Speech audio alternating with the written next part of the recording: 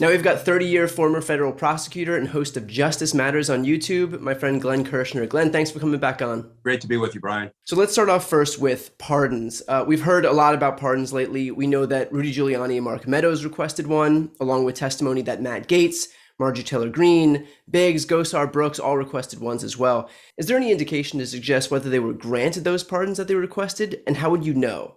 So this is going to be the big reveal. When people begin to be on the receiving end of indictments, and let's hope they are sometime soon, what they'll do is they'll pull a pardon out of their back pocket and they'll claim that the government is prohibited from prosecuting them because they have a pardon. The way we should know, Brian, is there's an office of the pardon attorney at the Department of Justice, and there is a whole bunch of rules and procedures and protocol in place by which applications for a pardon are vetted through the office of the pardon attorney. They're investigated, recommendations are made to the president, and then once granted, they are recorded. So everybody knows precisely what the president is doing on the pardon front. However, all of that is waivable by the president. So, if you listen to what people who used to work at the office of the pardon attorney say, they say virtually the president could doodle a pardon on a cocktail napkin, or worse, he could deliver an oral pardon. And there is nothing to say in the law or the Constitution that that would not be a validly delivered pardon. So how would we know? We would know if they followed procedures, which we know they didn't. There are another couple of indicators, though, based on what we have learned, that suggest some people may have pardons. One of the things a pardon does is it extinguishes your right against self-incrimination, your Fifth Amendment right under the Constitution. So in theory, if you have a presidential pardon, you can't go in to a hearing, whether a congressional hearing or a criminal proceeding, and invoke the Fifth. Why? Because you don't have a Fifth. Now, let's use that data point and look at what some of the people have done when they've been called to testify before the January 6th Select Committee.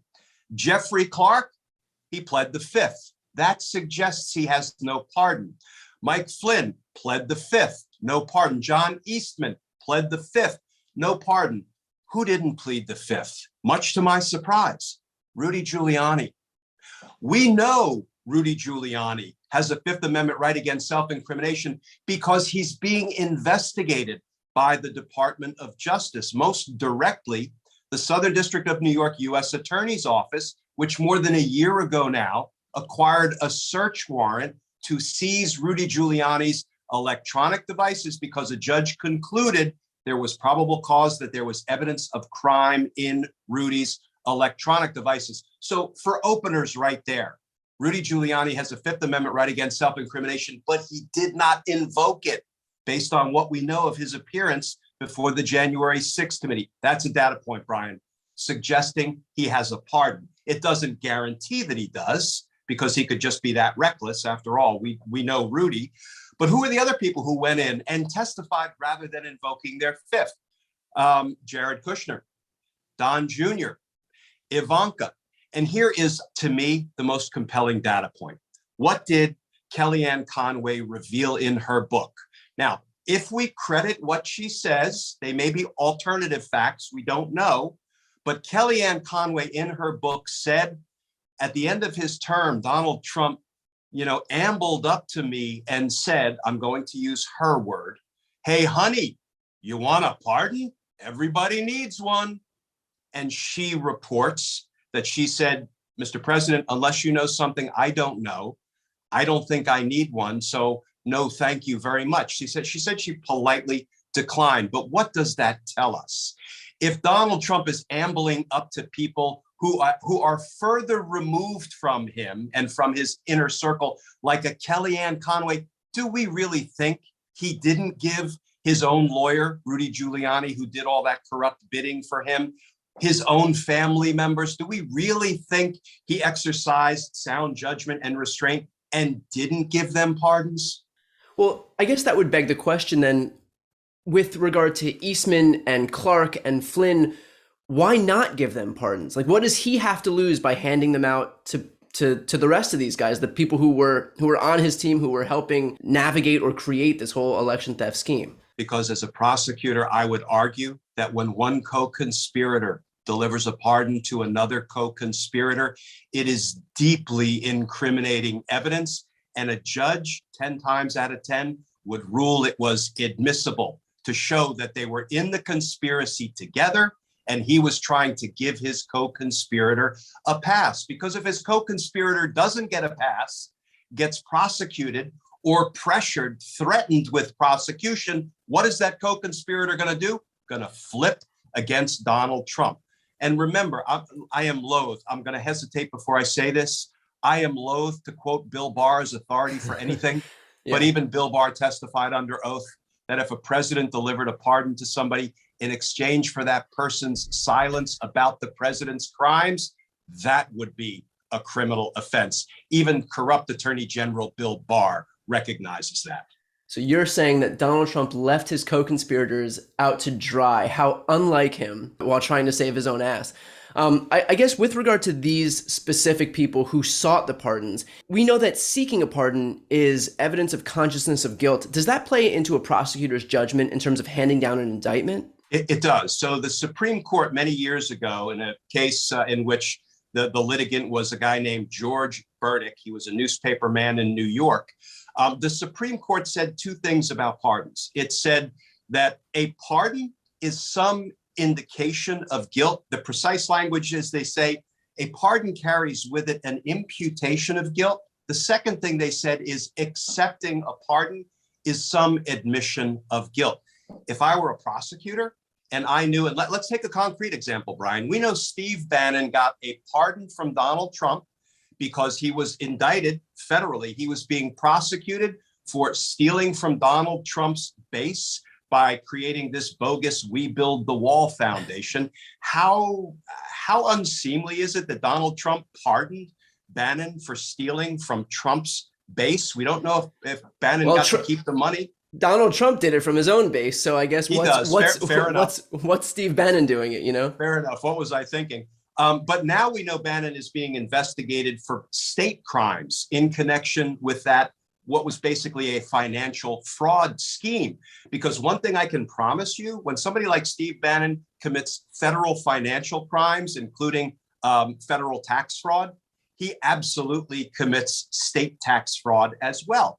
And fortunately, the New York authorities are potentially pursuing charges against Bannon in New York State Court. If I were the prosecutor, I would say to the state court judge, Judge, the Supreme Court has said receiving a pardon, accepting a pardon is an admission of guilt. We want to introduce into evidence against Steve Bannon in his state case the fact that he accepted the federal pardon for virtually identical crimes. I think a judge would rule in favor of the prosecution. Yeah, that's actually, that's a pretty brilliant point that I hadn't thought of at all. Just a quick question on that.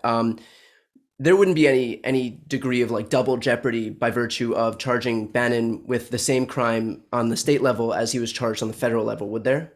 Double jeopardy only applies when you're dealing with one jurisdiction or one sovereign. So you can't try somebody twice for the same crime in federal court, and you can't charge them or try them twice for the same crime in state court. But double jeopardy does not cross jurisdictional lines. So sometimes you can be prosecuted in federal court and then prosecuted for identical conduct in state court. Now, in terms of this latest hearing with Cassidy Hutchinson as the witness, she revealed that Trump knew that the protesters were armed and he still wanted security measures waived. And she testified that he wanted to join the protesters as they marched to the Capitol, basically him physically leading an insurrection.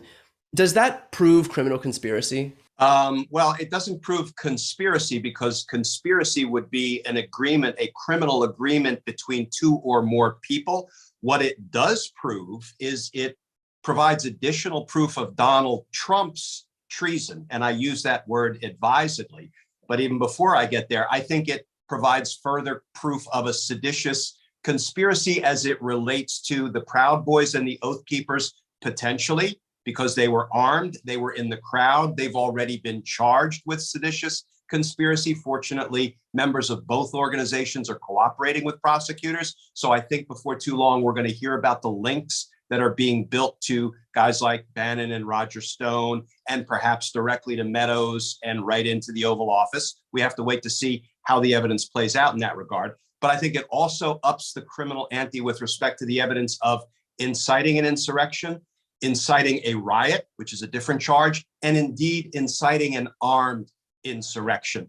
And there's another crime that I think is directly in play that we haven't heard much about. After Cassidy Hutchinson talked about how he knew his supporters were armed with assault rifles, pistols, and other weapons, he said, take down the metal detectors, let them in, and then we will all march to the Capitol. As you say, that is him intending to lead an armed attack on the Capitol. So there's a crime called 18 United States Code 111, and it is assaulting a government official. And let's think about Mike Pence, because Mike Pence was in the performance of his official duties, certifying Joe Biden's win. And 18 U.S.C. 111 says, if you assault or otherwise interfere, impede, or obstruct an official, a government official, during the course of their duties or because of their official duties, you're guilty of assaulting a public official. And it's an 8-year offense unless weapons are involved. If weapons are involved, it's a 20-year offense. Now, you can only stack up so many charges on Donald Trump. You can only confine him for but one lifetime. But boy, it is a smorgasbord of criminal charges against Donald Trump. Explain the process to me. Let's say on some planet in a faraway galaxy, Donald Trump gets charged by the DOJ. What happens next, and what recourse does Trump have? What happens next, and I would bet $1, that's my betting limit, I'm not a high roller, that Donald Trump delivered himself a pardon, because when was he ever going to forego a good grift, right? His advisors could have told him all day long, Mr. President, we think a self-pardon is a bad thing because you're actually admitting your own guilt by pardoning yourself. He did it. He has it in his back pocket. I am convinced. So the first thing he would do is he would pull out that pardon, and then the Department of Justice would have to litigate whether a presidential self-pardon is constitutional. There's no legal authority. There's no precedent because a court has never taken that issue up. But there is an Office of Legal Counsel opinion that is a product of the Watergate days that says summarily a presidential self-pardon is not permitted because no man can be a judge in his own case. And it's completely devoid of legal reasoning or authority. So I don't think it's really worth the paper it's written on. But the Department of Justice, Office of Legal Counsel, at least in the 70s, took that position. So I think a court would strike down a presidential self-pardon. Then the next thing is he would be hauled into court. He would be arraigned on the indictment. The judge would make what is probably not the difficult decision about whether to detain him pending trial or put him on release, home detention, electronic monitoring pending trial, which would be my bet, although I think he has earned pretrial detention in my estimation. And then motions would be set, litigated, and a trial date would be set. And here's one thing I am sure of. We can impanel a fair and impartial jury to try Donald Trump. I am convinced of that from spending 30 years picking juries in the courts of Washington, D.C. Can they appeal the verdict in a jury trial? Yes, you can always appeal a guilty verdict. The defendant's appellate rights are vast. The prosecution's appellate rights are very limited. Usually if the judge makes a pretrial ruling that is dispositive of the case, for example, if a judge ruled in pretrial litigation that I don't think you can try a former president and dismissed the indictment, that would be an appealable ruling by the prosecutors, but appealable rulings by prosecutors are very few and far between. What's the end of the line in terms of an appeal? Like how far can Trump go in terms of, let's say, all the stars align and he does, and the jury does find him guilty. How far can he go in terms of In theory, appealing? he can go all the way up to the Supreme Court. He would go from the Federal District Trial Court to the DC Federal Circuit Court of Appeals, and then up to the Supreme Court if the Supreme Court decided to exercise jurisdiction.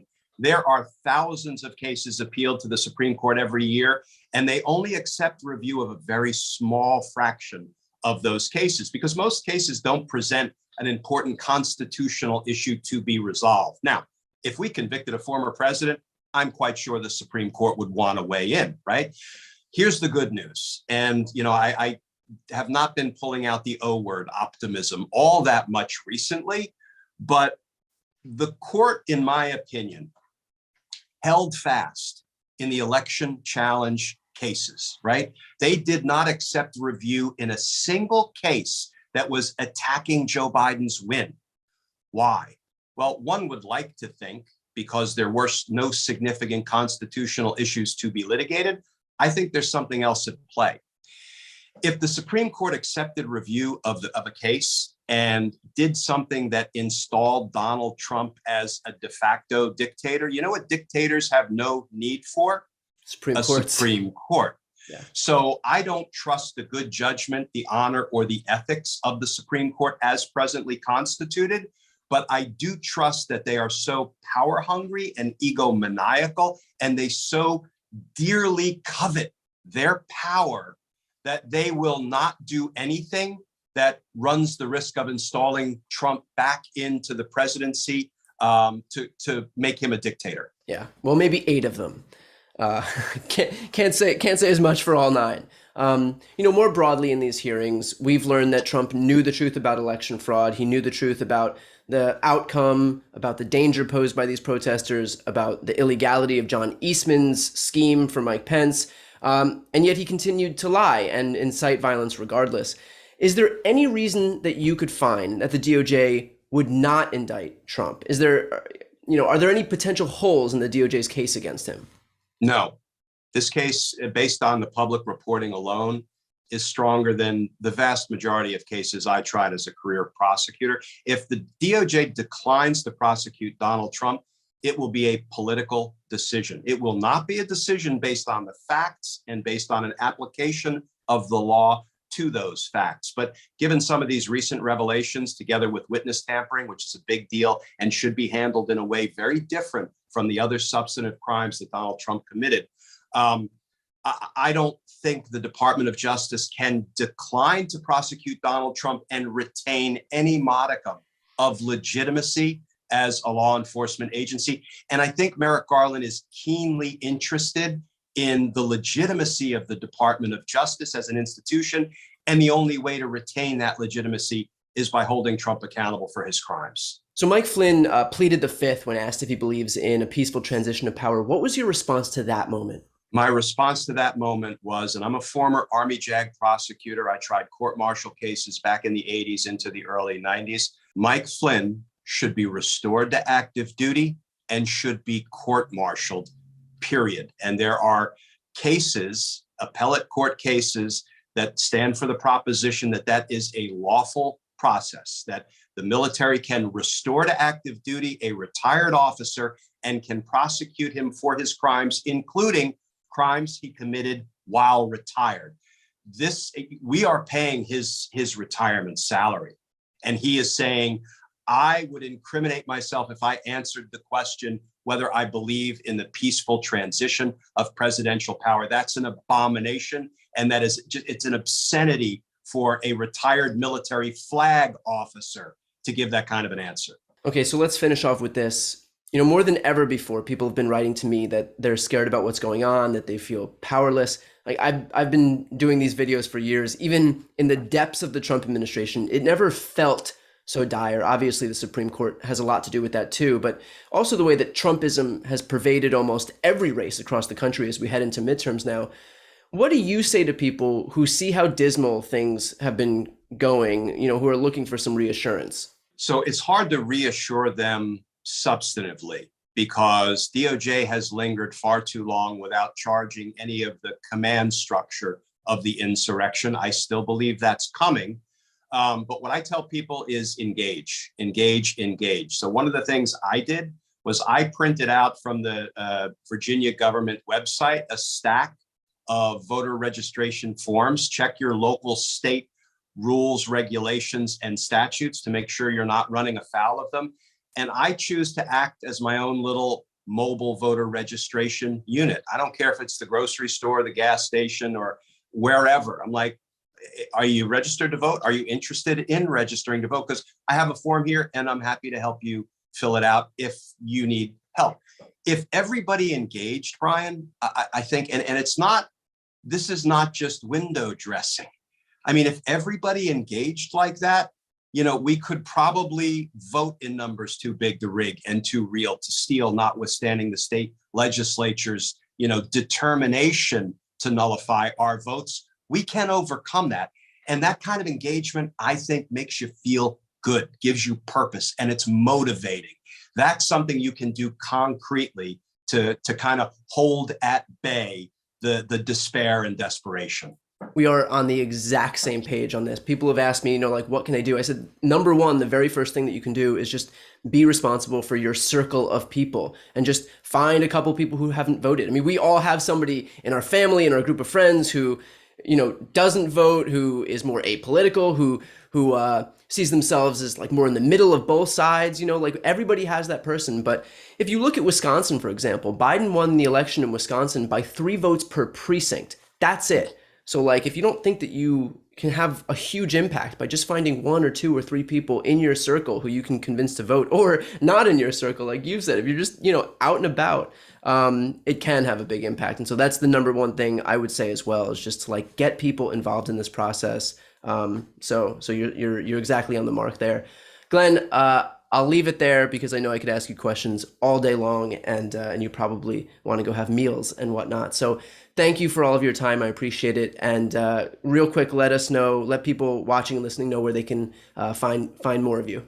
They can find me on the social media platforms. I think that's what they call them. I'm still playing catch up on social media, but on YouTube, I have a YouTube channel called Justice Matters, but I think everything is run under Glenn Kirshner 2. So Glenn Kirshner 2 on Twitter, on Instagram, on YouTube, or just put my name in, put Justice Matters in, and it will pop up. It's always free to subscribe. And that's where I get to air out the legal issues of the day, 7 days a week, put a little bit more meat on the bones than I get in the 3 minutes I'm on with MSNBC each day. So if you want to get a fuller explanation of the legal issues of the day, I invite you to come on over to YouTube to Justice Matters. And that's Glenn, Glenn. Glenn, thanks so much for taking the time. I appreciate it. Thanks, Brian.